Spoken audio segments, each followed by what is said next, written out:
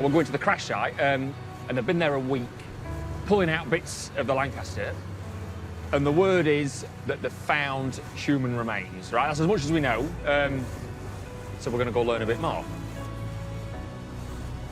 The drone lads here that's doing the photos from above, they're local lads, they're from Holland, and they're saying that it is the story in Holland at the moment.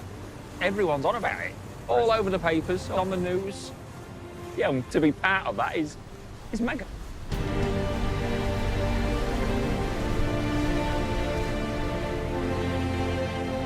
Bloody hell. You wouldn't really believe that it was in the middle of the sea. With the lake bed now fully exposed, Unbelievable. what they find is being systematically removed and examined. So this is just a lot of stuff in here. Let me get this right. We've got diggers in the bottom of the dam, shoving all the muck from around the wreckage. That barge with the crane on it comes over, pulls the muck out, puts that muck onto this conveyor. It's a stone separating system that they use for lifting potatoes out. So anything that was bigger than 8mm ends up in here.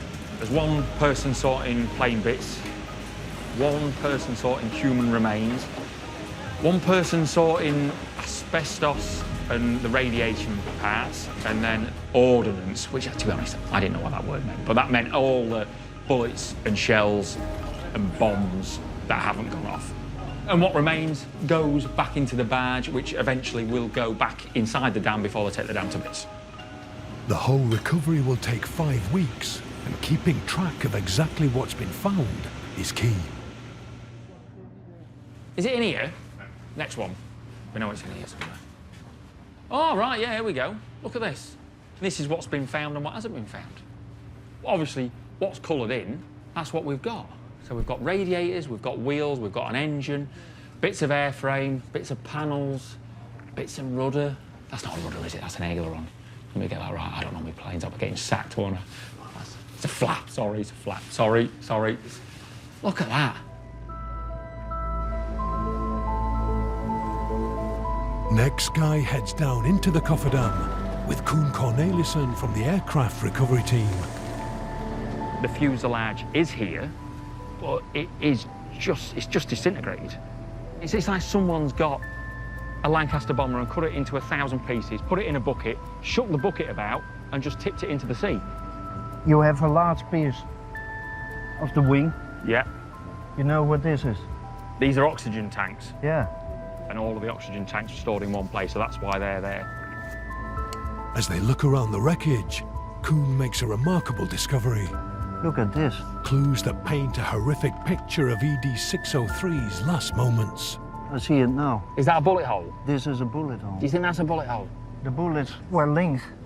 And they travel in this? But this is really rare. These are holes from exploded rounds by heat from the fire. I can see it. I first thought that this is a bullet hole from the German, but it isn't. There's no way, all in line, no way. So there's been that much heat on inside the plane, the bullets have gone off whilst it was in the chain, not in the gun. So, and that's what all of these are. These are all the rounds going off in the chain. And you've just worked that out now, that's what's happened. Yeah, this happened in the air. A fire needs to reach 400 degrees before bullets spontaneously explode, which points to a ferocious fire on board ED-603, as pilot Tilbury fought to bring it down safely on the lake. Okay. The location of some wreckage also offers clues as to where the team should search for the 3 missing crew members. Radio operator Edward Moore. Yeah, you see the equipment from the radio.